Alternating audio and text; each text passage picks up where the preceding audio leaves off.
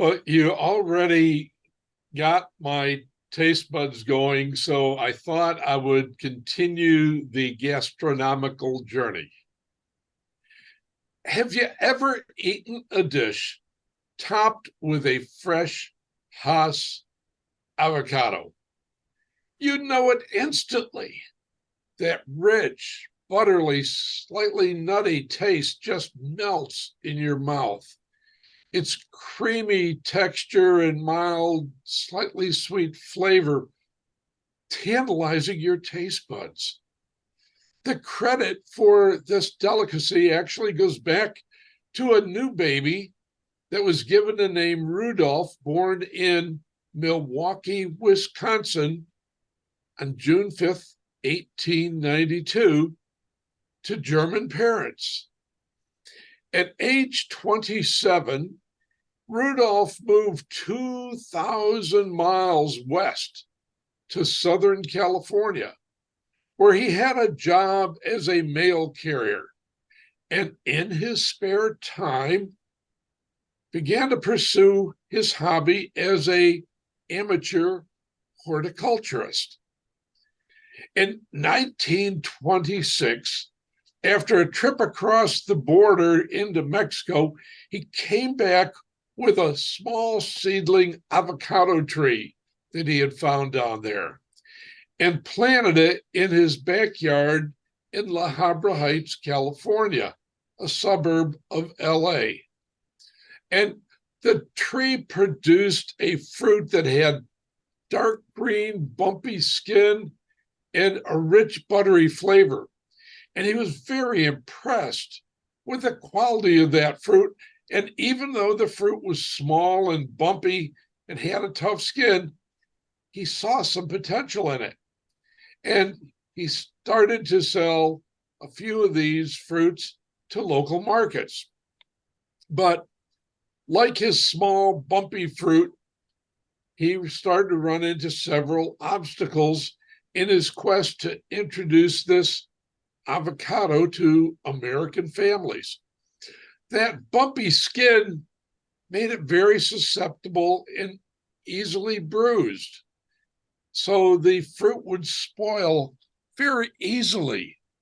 So he started experimenting around and he developed a new variety of avocados, taking cuttings from his initial planting that produced a similar fruit, but one that had a thicker skin, making the fruit more resistant to bruising and spoilage. And then he created new methods for shipping and storing the fruit. For example, he, came up with a way to pack the avocados in boxes in crushed ice. The other thing is Americans were unfamiliar with the avocado. They had never seen or tasted such a fruit before, and they were hesitant to try it.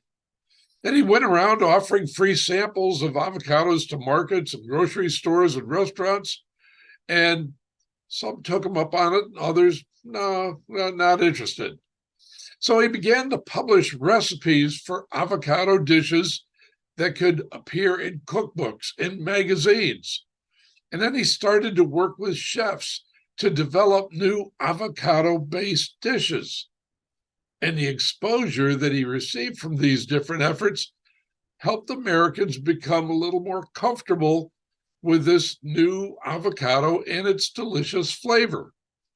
Now, at first, Americans, like I said, were hesitant to try it, but his persistence and marketing efforts started to pay off. By the early 20th century, the avocado had already become a very popular fruit in America. The other thing that he had to deal with was there was a very strong prejudice against Mexican food at the time. Americans associated avocados with Mexico, which is, of course, where it had come from. And they were reluctant to even try a food that was associated with a culture that they felt was inferior. The Mexican-American War had not helped. And many Americans at that time saw Mexicans as foreigners and outsiders, and even fearing that Mexican immigrants were going to come across the border and take their jobs. 100 years later, we're still beating that drum. So he worked hard to work on dispelling the prejudice against Mexican food by emphasizing the health benefits of his avocados and pointing out avocados are being grown in California, which was seen as a more desirable and easier to sell place of origin. And his persistence and marketing efforts did pay off. The avocado became more and more popular. In 1935, he patented the tree that he had created, calling it the Hass-Avocado. And with his patent in place, he started making deals with local nurseries to grow and sell the grafted seedlings that had been propagated from his own trees. And it became wildly popular, both domestically and internationally, and it's now the most widely grown avocado variety in the world. And today it's enjoyed by people everywhere. And Rudolph's story is an inspiration to anyone who might want to introduce a new food to a new culture. And it shows that with hard work and determination and persistence, anything is possible. Thank you.